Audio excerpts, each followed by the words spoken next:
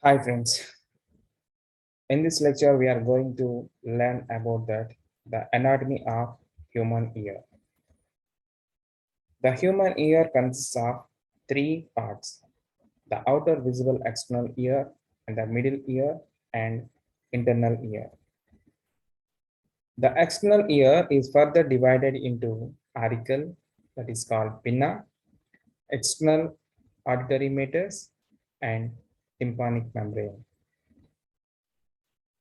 The pinna is comprises with a thin plate of elastic cartilage covered by a layer of skin.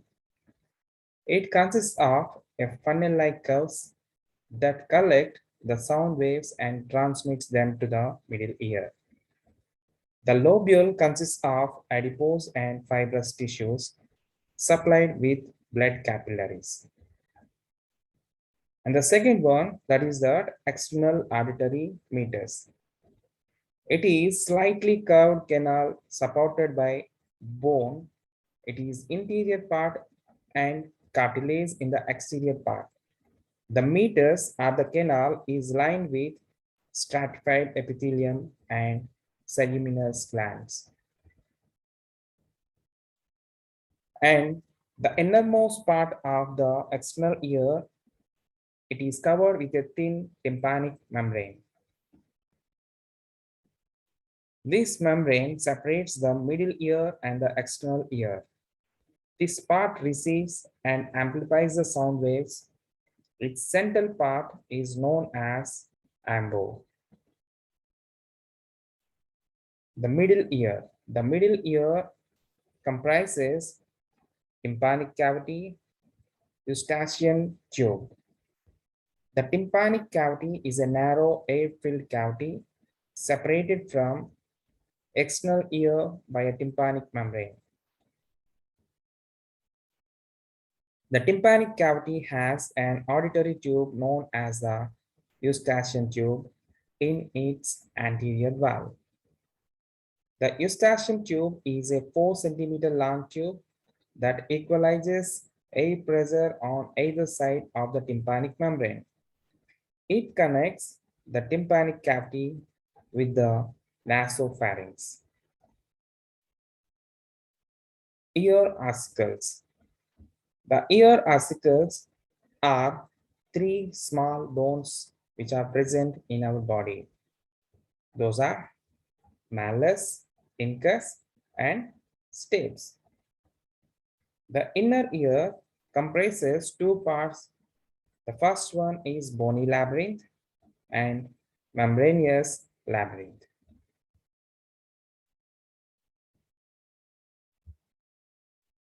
So this is the auditory canal and eardrum. The external ear receives the sound waves from the surfaces or from the surroundings. These sound waves enters into the external ear through the auditory meters, and finally it reaches the eardrum.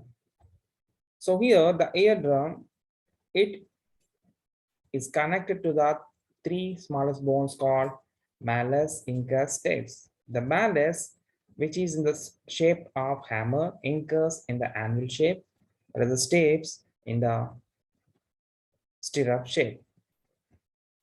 These three chain bones can amplify the sound waves into sound vibrations. These vibrations are received to the inner ear. As we know that these vibrations can cause some senses in the inner ear.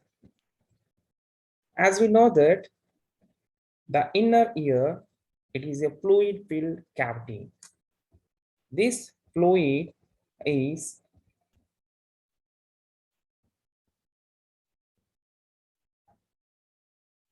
can causes the sensations in the inner ear.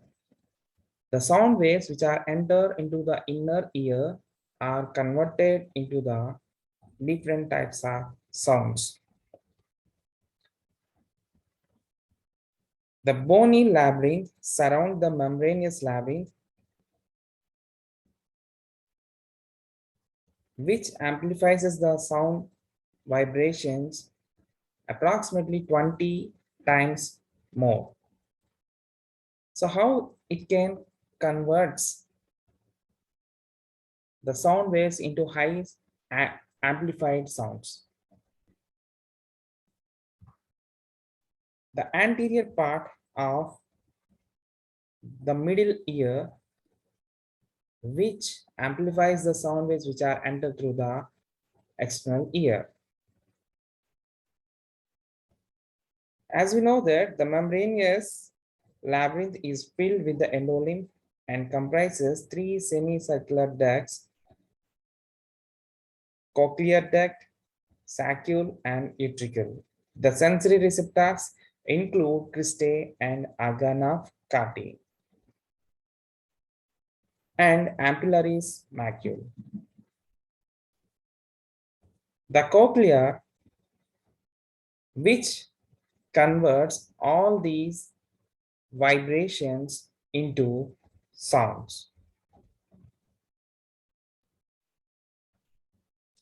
The action is passed on to the organ of Carti, the receptor of hearing that contains teeny hair cells that translate the vibrations into an electrical impulse that are transmitted to the brain by sensory nerve.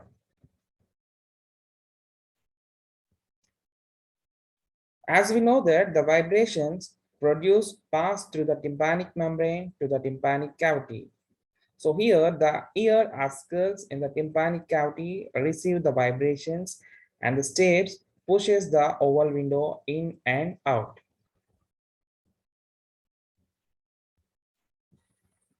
So let's recall what we learned in this video. The external ear.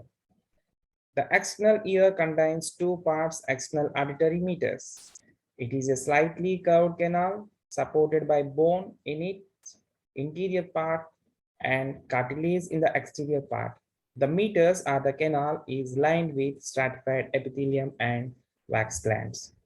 The second part, tympanic membrane. This membrane separates the middle ear and the external ear. This part receives and amplifies the sound waves. Its central part is known as the ambo. The middle ear. The middle ear contains three chain bones: malleus, a hammer-shaped part that is attached to the tympanic membrane through the handle, and incus through the head. It is the largest ear ossicle. And the second bone, incus, which is an anvil-shaped ear ossicle connected with the stapes. The third part, stapes, it is the smallest ossicle and also the smallest bone in the human body. The inner ear. The inner ear having the two parts. The first one is the bony labyrinth. The bony labyrinth comprises a vestibule, three semicircular canals, and spirally coiled cochlea. It is filled with perilymph. The second part, membranous lymph. The bony labyrinth surrounds the membranous labyrinth. It comprises sensory receptors. Those are responsible for balance and hearing. The membranous labyrinth is filled with the endolymph and comprises three semicircular ducts: cochlear duct, saccule, and the utricle. The sensory receptors include cristae and organ of Carti and ampullaris macule. Functions. So here, the human ear can perform two different types of functions. The first one is which maintains the balance. The eustachian tube and the vestibular complex are the important parts of the ear responsible for the balance. The eustachian tube equalizes the air pressure in the middle ear and maintains the balance. The vestibular complex contains receptors that maintains body balance. And the second function is hearing. The ear ossicles in the tympanic cavity receives the vibrations and the stapes pushes the oval window in and out. This action is passed on the organ of Carti. The receptor of hearing that contains tiny hair cells that translate the vibrations into an electrical impulse that are transmitted to the brain by sensory nerves.